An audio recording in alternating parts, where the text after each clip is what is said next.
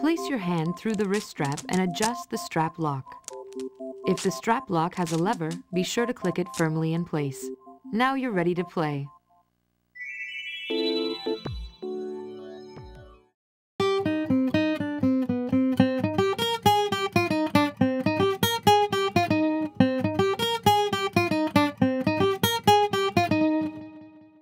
Red Steel 2 kicks off in an abandoned city called Caldera. You play a voiceless hero apparently named Oh It's You, and you're the surviving member of the Kusagari clan.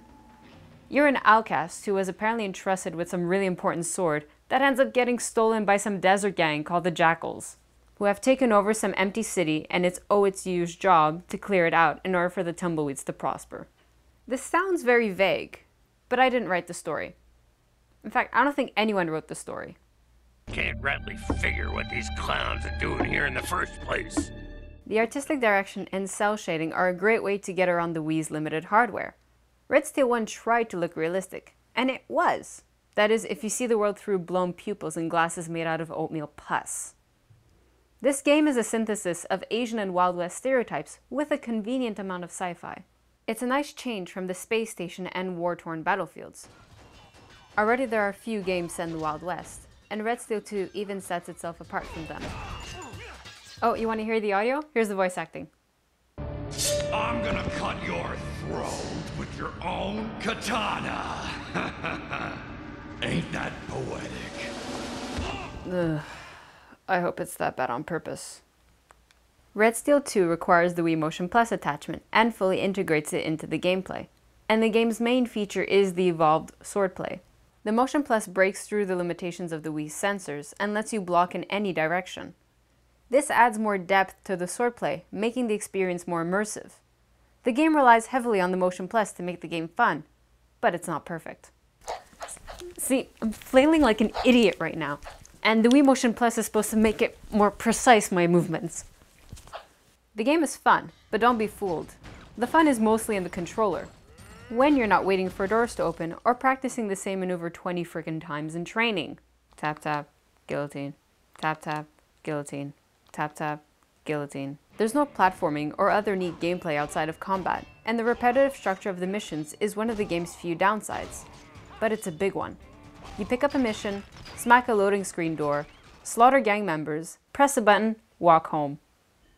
Red Steel 2's dirty little secret is that it relies on this miracle accessory. If I had to play with a regular controller, I would have been bored out of my mind. The AI is almost non-existent. Melee enemies are slow and fairly passive, and you can even thin out their ranks by letting ranged enemies shoot them in the back. This is really fun.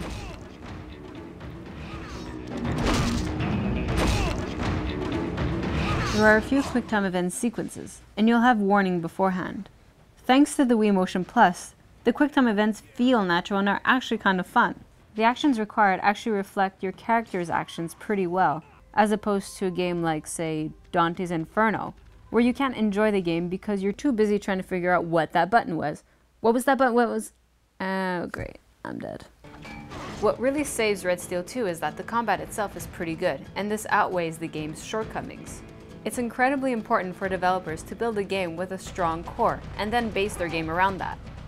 Things like story, graphics, or elaborate set pieces can distract from a bad game, like the way boss battles in Dante's Inferno lets you momentarily forget that the rest of the game blows chunks. However, a game with a strong core doesn't need a powerful story or immersive graphics to be great. The best games are games that nail down gameplay, and then use devices like story and varied set pieces to expand on the experience. Right now, the Wii Motion Plus is fun, but you're still flailing around like a douche-tard, and in the end, you have less control than you started with.